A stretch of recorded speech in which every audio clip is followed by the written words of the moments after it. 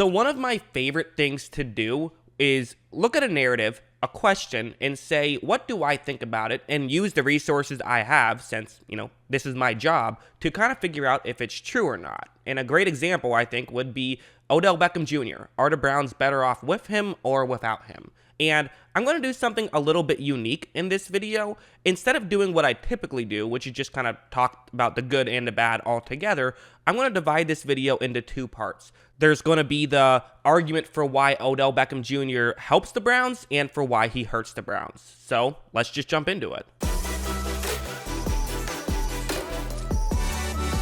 So arguing that the Browns are better with Odell. Well, this should be pretty easy, right? I mean, Odell Beckham Jr., a really good wide receiver who gets open constantly, and typically having good players on your team makes your team better. For example, with Odell Beckham, they averaged 27.2 points per game, and without him, they only got 23.1 points per game. And I know that they got an advantage playing a couple of poor teams early on in the season, specifically Dallas, but they also had the disadvantage of having to play Baltimore and Pittsburgh. I don't think anyone blames him too much for those games, and they didn't do very well in those games. So the strength of schedule to me feels about equal, and their offense was better with him. And I mean, after all, look at a play like this, for example. This will be a great example of showing what he can do, because he's Odell Beckham Jr., right? He can get open. And on this play, it's going to be a one-on-one matchup with William Jackson, who is an incredible corner.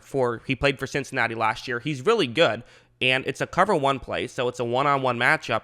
And quite frankly, Odell Beckham can make even the best corners in the league look silly at times, and this is a great example of it. Watch how right when this play starts, watch this double move where he's going to fake out Jackson a little bit, and then he just runs right by him. That's what Odell can do consistently. He can just do stuff like that. Not to mention stuff like this, where this is going to just be sort of an Odell run. We all remember the 50-yard run that he had that they got a touchdown on. Well, this one only a 23-yard run, still a really good one. So it's not just in the passing game. He can do the razzle-dazzle stuff. He caught a touchdown pass from Jarvis Landry. He's clearly an effective player, so saying that they would be better off without him just seems like a tough argument to make.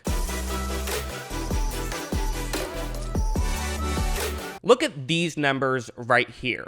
With Odell Beckham Jr., Baker Mayfield was a lot worse than without Odell Beckham. So sure, maybe the points per game was a little better, and that is the whole aspect of football, to have more points per game. But that's also a small sample size, and kind of hard to directly say that that's clearly, Odell Beckham's doing. And in fact, these numbers sort of suggest that the passing was actually worse without Odell, better without Odell. He had a 96.86 passer rating without Odell, Baker did, but only a 84.3 passer rating. Also should point out, the Week 7 game where Odell started but then got hurt, I just didn't include in any of these statistics just because it was hard to really figure out how much I should include there. But also, these numbers don't have to necessarily mean that Odell Beckham Jr. is a bad player or anything. It could just be a chemistry thing. Like right here, perfect example. What's going to happen on this play is it's going to be zone coverage, and watch what's going to end up happening. So right when this play starts, you notice that Odell got wide open, but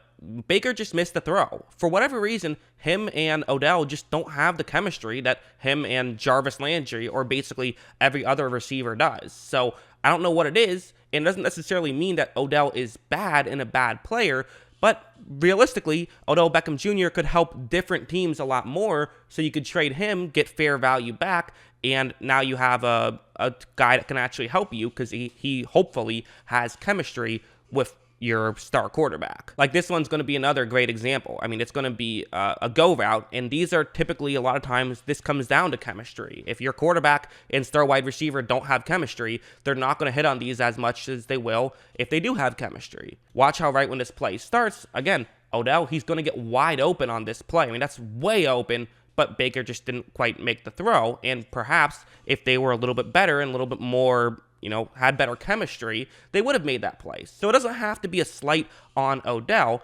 It just can simply be that Baker Mayfield is better when he's throwing to someone who isn't quite as good. Because we all know Baker has an accurate arm. It's just sometimes it's inaccurate when going Odell's way for whatever reason. And then there's something like this, where watch, Odell's on the bottom of the screen, and him and Baker are completely not on the same page.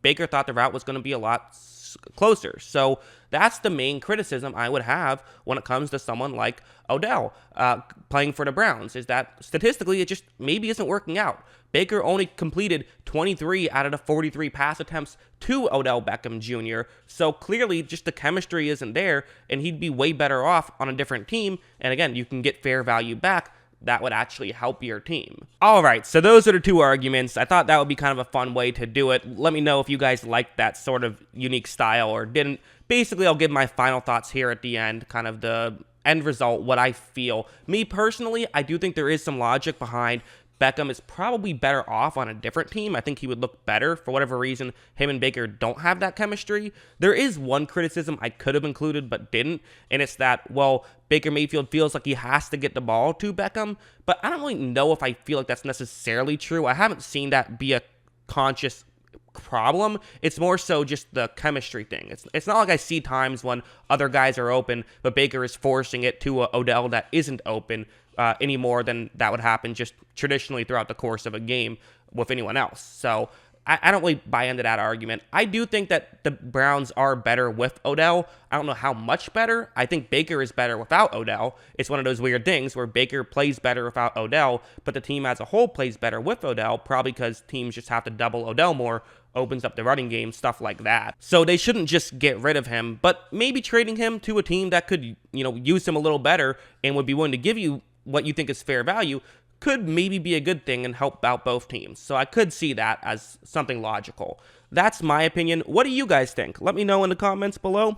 Always love hearing from you. And of course, as always, thanks for watching.